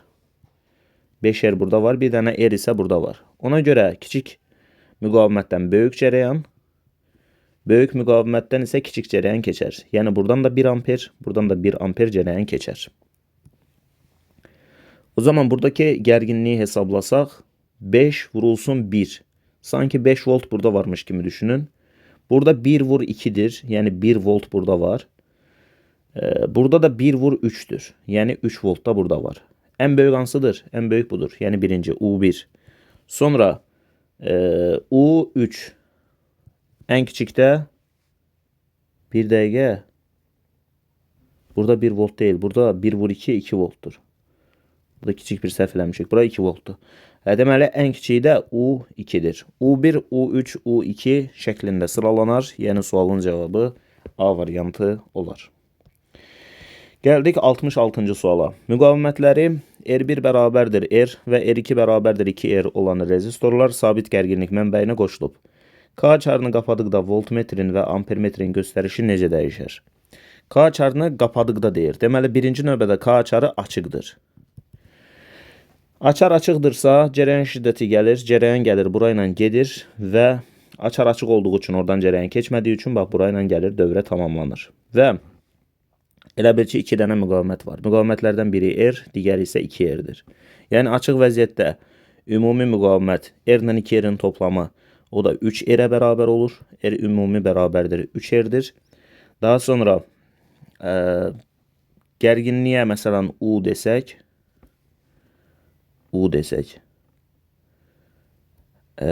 ümumi keçən cərəyan şiddətinə I bərabərdir U bölü 3R deyə bilərik. Və bizə lazımdır buradakı nə? Voltmetrin göstərişi. Bu voltmetrin göstərişini tapmaq istəyiriksə yaza bilərik. UV bərabərdir. Cərəyan şiddəti yəni U bölünsün 3R vurulsun R1'in müqaviməti yəni R qədər. R'lər gedəndən sonra burada qaldı U bölü 3. Yəni voltmetrin göstərişi U bölü 3'ə bərabərmiş. Sonra açarın qapalı vəziyyətinə baxırıq. Açar qapanandan sonra baxaq ki cərəyan hardan keçəcək. Bax bu müsbətdən başladı, belə gəldi, belə və açar qapandığı üçün artıq cərəyan müqavimətdən deyil, qısa qapanma olduğu üçün buradan keçir. Yəni buradakı rezistordan artıq cərəyan keçmir və dövrə bu şəkildə tamamlanır. Yadınızda qalsın, müqavimət olan yerdən cərəyan keçmək istəmir. Cərəyan özünə rahat yol axtarır, yəni müqavimətsiz yol axtarır. Ona görə də yuxarıdan keçib gedir. İndi burada bir dənə R müqaviməti var. Ona görə ümumi müqavimət R-ə bərabərdir. Ampermetrin göstərişi I bərabərdir U bölü R'dir. Voltmetrin göstərişi isə belə deyək də, voltmetrin göstərişini tapanda I-ni vururuq R-ə. I-nin yerinə yaza bilərəm U bölü R. Voltmetrin voltmetrə qoşulan müqavimət də R qədər olduğu üçün buna da yazıram R. R'lər getdi, bu da qaldı U. Baxın indi birinci növbədə cərəyan şiddətinə baxırıq. Cərəyan şiddəti U bölü 3R'dən U bölü R-ə gəldi. Yəni cərəyan şiddəti 3 dəfə artdı. Gərginliyə baxıram, U bölü 3-dən U-ya gəldim. Yəni gərginlik də 3 dəfə artdı. Deməli, həm ampermetrin göstərişi, həm də voltmetrin göstərişi 3 dəfə artar. Sualın cavabı da D variantı olar. 67-ci məsələdə bayaqki məsələnin tərsidir. Ona görə 67-ci məsələni sizə buraxıram və mən davam edirəm 68-ci məsələ ilə. Eyni uzunluqlu nixrom məftillərin en kəsiklərinin sahələri verilmişdir. A və B nöqtələrinə birləşdirilmiş V voltmetrinin göstərişi 11 volt olarsa, deməli V voltmetrinin göstərişi 11 volt olarsa, V1 voltmetrinin göstərişi nəyə bərabərdir? R bərabərdir rho L bölünsün S ifadəsinə əsasən. Baxın, S3 deyir ki 3S'ə bərabərdir. Yəni, ən kiçik müqavimət bundadır. Çünki sahəsi ən böyükdür. Sahəsi ən böyük olanın müqaviməti ən kiçikdir. Bunun müqavimətinin R bölü 3 olduğunu fərz etsək, bunun müqaviməti, yəni sahəsi S bölü 2 olanın müqavimətinə R bölü 2 desək, bunun müqaviməti də olar R qədər. Yəni, sahəsi ən kiçik olanın müqaviməti ən böyükdür. İndi, Bunlar bir-birlərinə ardıcıl birləşdirilmişdirlər və ardıcıl birləşmədə ümumi müqaviməti tapmaq üçün bu müqavimətlər toplanır. Yəni, belə deyək də, biz V voltmetrinin göstərişini tapmaq üçün, məsələn, V voltmetrinin göstərişinə U yazsaq, U bərabərdir I vurulsun bu müqavimətlərin toplamı. Yəni, R üstəgəl R bölü 2, üstəgəl R bölü 3 yaza bilərik. Bunların ortaq məxrəci nə qədərdir? Buradan yazaram U bərabərdir I vurulsun. Ortaq məxrəci 6-dır. Yazaram 3R üstəgəl 3R yox, daha doğrusu yazaram 6R üstəgəl 3R üstəgəl 2R yazaram. Bu da olar 11. İ'ni yazdım əvvəldə, burada yazdım 11R bölünsün 6. Deməli, 11IR bölünsün 6-ya nə deyib? 11 volt deyib. Yazdım 11IR bölünsün 6 bərabərdir 11 volt. Buradakı 11-dən buradakı 11 getsə, o zaman belə bir şey qalar. I vurulsun R bərabərdir 6 volta. Aha.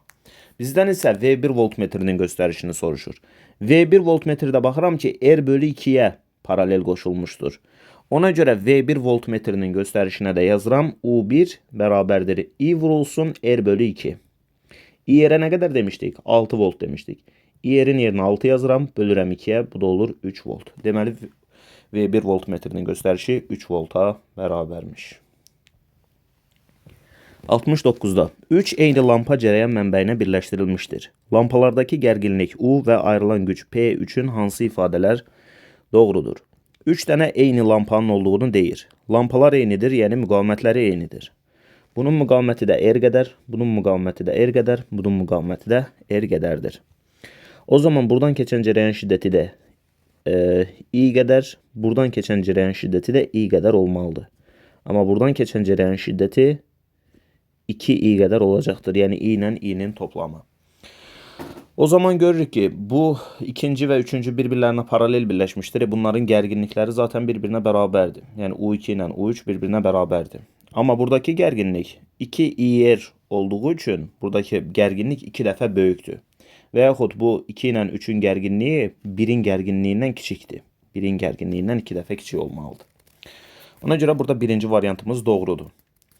Və müqavimətlər eyni olduğu üçün P bərabərdir U-nun kvadratı bölünsün R ifadəsinə əsasən müqavimətlər eynidirsə görürük ki, güc gərginliyin kvadratı ilə mütənasibdir.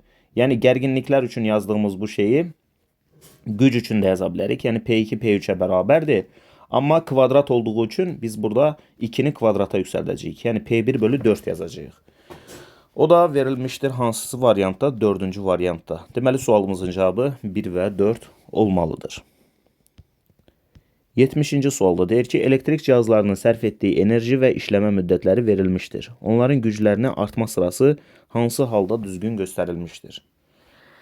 Deməli, güc bərabərdir, P bərabərdir, V bölü T deyə bilərik. Yəni, enerji bölü zaman. Bu da bərabərdir 800 joule bölünsün 5 saat. 800-ü 5-ə böləndə neçə olur? 16. 16 yox. 160 joule bölünsün saat olur bunun gücü. Sonra bu olsun birincisi. Birincisi deməli 160 imiş. İkincisi P2 deyək. 400 bölü 0,5. Bu da eləyir 800 joule bölü saat. Deməli bu 800'ə bərabərmiş. Üçüncüsü P3 bərabərdir 1,2 yəni 1200. 1200'ü bölürük 1 saata. Bu da elədi elə 1200 joule bölü saat. İndi bizə nə deyirdi? Artma sırası ilə düzgün göstərin. Artma sırası demək, yəni ən kiçiyi, sonra biraz böyük, sonra isə ən böyük. Ən kiçik elə birincidir, 160'dır. Sonra ikincidir, 800'dür. Ən böyüyü isə üçüncüdür, o da 1200'dür. Yəni elə 1, 2, 3 şəklində sıralanmalıdır. Növbəti sualda deyir ki, 3 eyni lampa cərəyan mənbəyinə birləşdirilmişdir. Lampalardakı gərginlik və ayrılan güc üçün hansı ifadələr doğrudur? Baxın, eyni lampa dediyi üçün bunun müqavimətini də R, bunun müqavimətini də R qəbul edə bilərik və buradakı müqavimət də R qədərdir. Buradan keçən cərəyan şiddəti I qədərdirsə, burada keçən cərəyan şiddəti də I qədər olmalıdır. Çünki ardıcıl birləşmişdirlər. Amma buradan keçən cərəyan şiddəti 2I qədər olmalıdır. Niyə? Çünki yuxarıda 2 dənə R müqaviməti var, aşağıda isə 1 dənə R müqaviməti var. Demişdik ki, kiçik müqavimətdən böyük cərəyan keçir. Ona görə yuxarıdan I keçəndə aşağıdan 2I keçməlidir. O zaman birincinin və ikincinin gərginlikləri bir-birinə bərabərdir. Çünki hər ikisi I vurulsun R'dir. Ona görə yazırıq U1 bərabərdir U2-yə. U2 deyirəm, U3 yazıram. U1 bərabərdir U2-yə. Amma buradakı gərginlik 2Ir qədərdir. Yəni, buradakı gərginlik 2 dəfə böyükdür. Ona görə də yazıram U3 bölünsün 2. İndi müqavimətlər eyni olduğu üçün gücə deyə bilərik P bərabərdir U-nun kvadratı bölünsün R. Yəni gərginliyin kvadratı ilə mütənasibdir. Ona görə bu ifadədə yazdığımız şeyi güclərə də yazıram. P1 bərabərdir P2, amma kvadrata yüksəldən də olur P3 bölünsün 4. Yəni hardasa sualımızın cavabı 1 doğrudur, bir də 4 doğrudur. Ona görə 1-4 sualın cavabıdır. Gəldik 72-ci suala. Hansı ifadələr doğrudur? Sabit gərginlik mənbəyinə qoşulmuş dövrədəki reostatın sürgü qolunu sağ tərəfə hərəkət etdirdikdə nə baş verər? Deməli, bu bizim reostatımız. Bunun sürgü qolunu sağ tərəfə hərəkət etdirdikdə, deməli, birinci növbədə bu hissədən cərəyan keçirdi. İndi isə sağ tərəfə hərəkət etdirəcəyik. Sağa hərəkət etdirəndə isə artıq bu hissədən cərəyan keçir. Yəni, gördüyünüz kimi artıq uzunluq artmışdır. Uzunluq artıbsa, müqavimət artıb. Müqavimət artıbsa, ümumi dövrədəki cərəyan şiddəti I bərabərdir U bölünsün R ifadəsinə əsasən azalar. Yəni, ampermetrin göstərişi azalar. Sonra V1 və V2 voltmetrlərin göstərişlərinin necə dəyişdiyinə baxaq. V1 voltmetrində reostat yoxdur. Ona görə buna yaza bilərəm I vurulsun R. Cərəyan şiddəti azaldığı üçün bunun göstərişi də azalar. Yəni, V1 voltmetrinin göstərişi azalar. V1 voltmetrinin göstərişi azalıbsa, avtomatik olaraq V2 voltmetrinin göstərişinin artması lazımdır. Ona görə sualımızın cavabı 2, 3, 6 olacaqdır. Növbəti sualda kvadrat formalı naqilin A və B nöqtələri cərəyan mənbəyinin qütblərinə qoşulmuşdur. Cərəyan şiddətlərinin nisbətini müəyyən edin. Bax, bu I2 keçən hissənin uzunluğuna baxaq. Bura A qədər, burada A qədər, burada A qədər. Yəni 3A qədər. 3A uzunluğa biz deyək, məsələn, müqavimətinə deyək 3R. Çünki biz bilirik ki, müqavimət uzunluqla mütənasibdir. R bərabərdir rho L bölünsün S düsturunu bilirsiniz. Buradan keçəndə isə bir dənə tərəfi var kvadratın. Ona görə bura A qədərdir. Ona görə R1 müqavimətinə bir dənə A olduğu üçün bir dənə R yazıram. Çünki dedik ki, uzunluqla mütənasibdir. İndi nə yazırıq? I1 bölü I2 bərabərdir. Biz bilirik ki, cərəyan şiddəti gərginlikdən, daha doğrusu müqavimətdən tərs asılıdır. I bərabərdir U bölünsün R ifadəsinə əsasən cərəyan şiddəti müqavimətdən tərsdir. Yəni I1 bölü I2 bərabərdir R2 bölü R1 yaza bilərik. Bu da bərabərdir. R2-yə 3R yazdım. R1-ə isə R yazdım. R-lər gedəndən sonra geriyə qaldı cavab 3. Növbəti sualda bərabər tərəfli üçbucaq naqilin A və B nöqtələri cərəyan mənbəyinin qütblərinə qoşulmuşdur. Cərəyan şiddətlərinin nisbətini təyin edin. Baxın. Buradan keçən cərəyan şiddəti. Yəni, buranın müqavimətinə baxsaq, düşünək ki, buranın tərəfi də A qədərdir, buranın tərəfi də A qədərdir. Yəni, ümumi 2A uzunluğu var. O zaman R2-yə 2R desəm, burada bir dənə A tərəfi olduğu üçün, burada bir dənə R deyə bilərəm. Nəticədə I1 bölü I2 bərabərdir R2 bölü R1. Bu da bərabərdir. R2 2R-ə bərabərdir. R1 bir dənə R-ə bərabərdir. R-lər getdi, qaldı geriyə 2. Növbəti sualda halqa şəkilli naqilin A və B nöqtələri cərəyan mənbəyinin qütblərinə birləşdirilmişdir. Cərəyan şiddətlərinin nisbətini müəyyən edin. İndi ümumi çevrənin dərəcə ölçüsü 360 dərəcədə, düzdürmü? Burada 300 dərəcə var.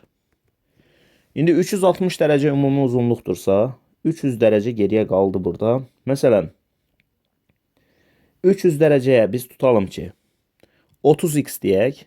30x.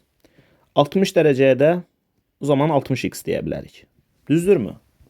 Dərəcə ölçüsünə uyğun olaraq uzunluğu müəyyən etdik. 30x. Bax, I2 cərəyanı keçir buradan. I2 cərəyanı keçən hissəyə biz I2'ni yazıb burada. O zaman bura R2 deyək. Məsələn, R2 30x dediğimiz için burada düz yazmadık. 30x yok.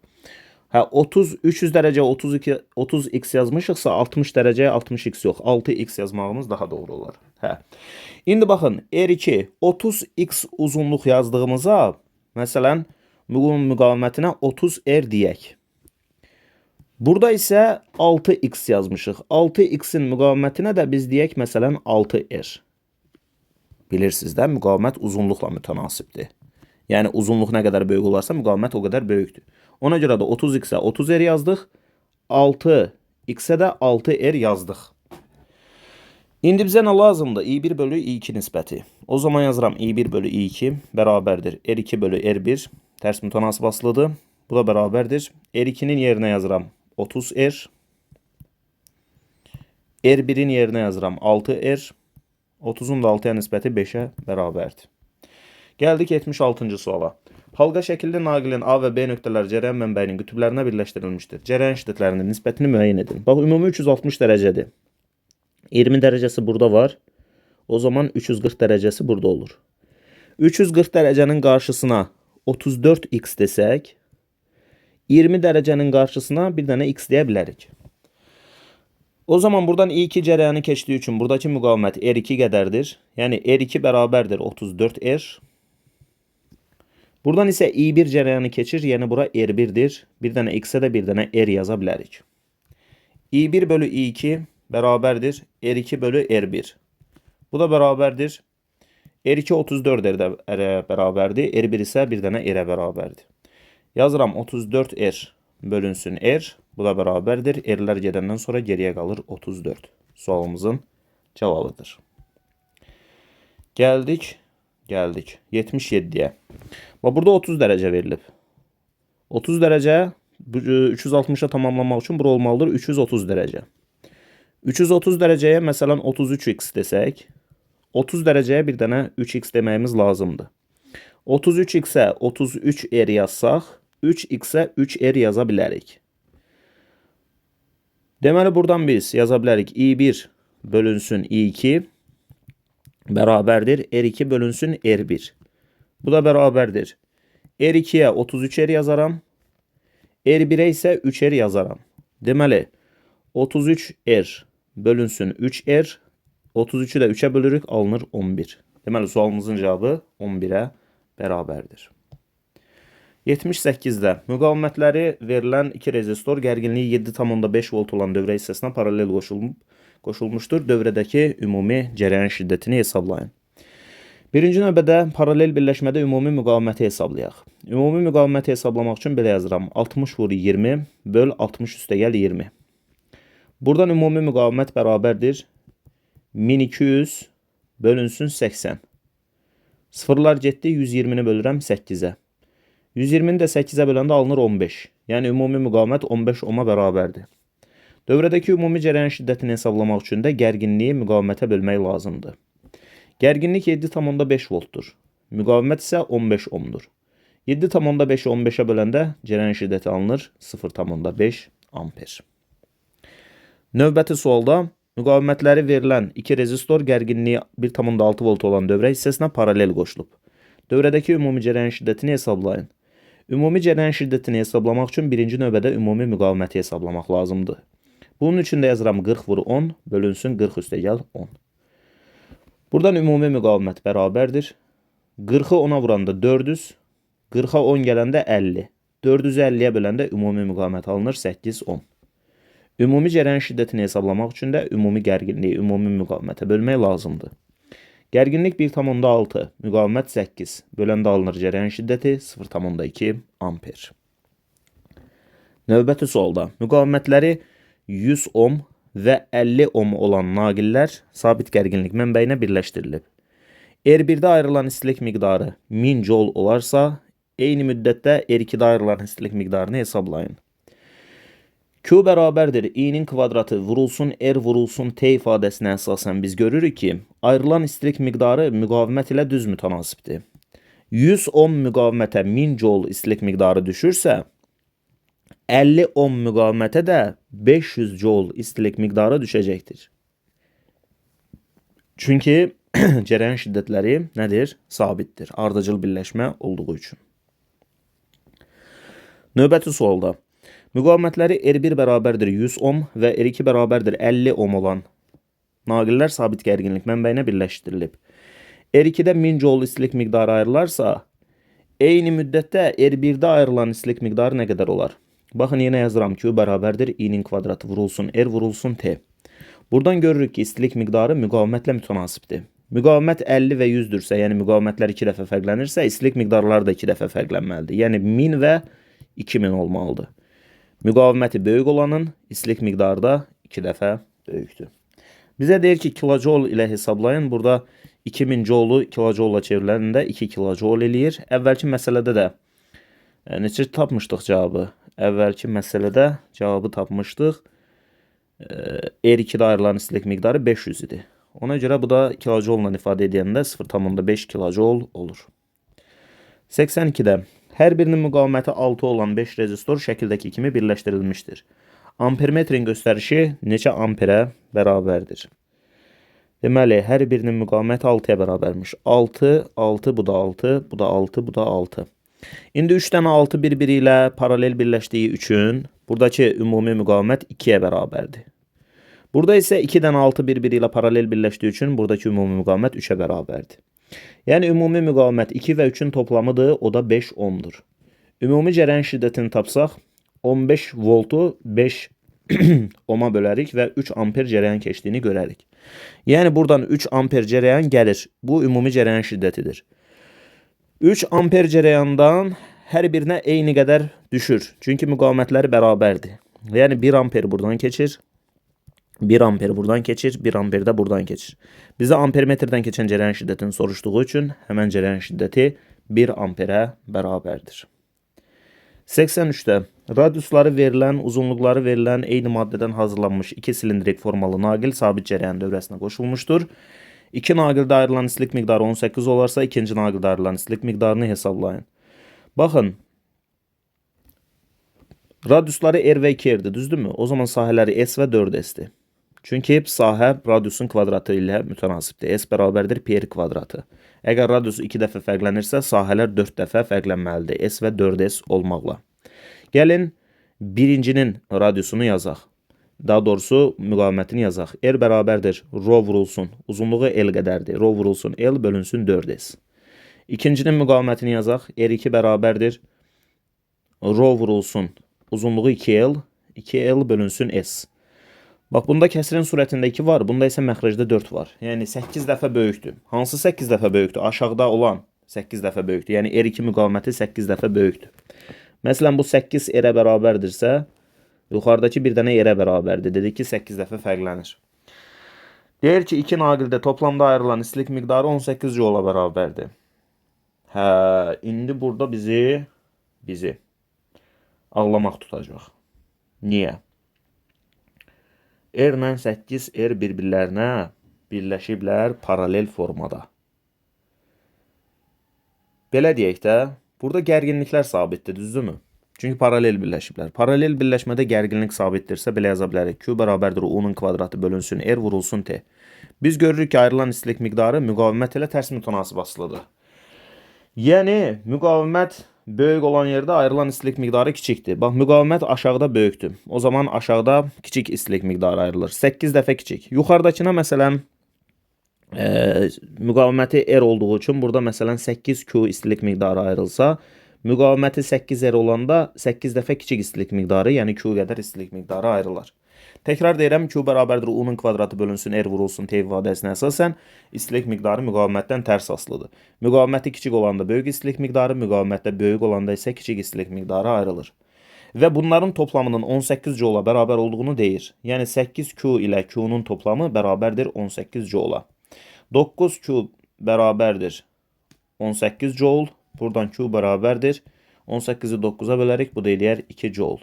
Deməli, Q 2 joule bərabərmiş. Bizə ikinci naqildə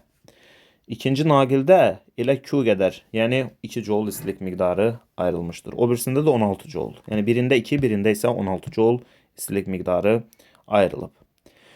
Beləliklə bu videonun da sonuna gəlmiş olduq. İzlədiyiniz üçün təşəkkür edirəm. Növbəti videolarda görüşənədək özünüzə yaxşı baxın. Sağ olun, salamat qalın.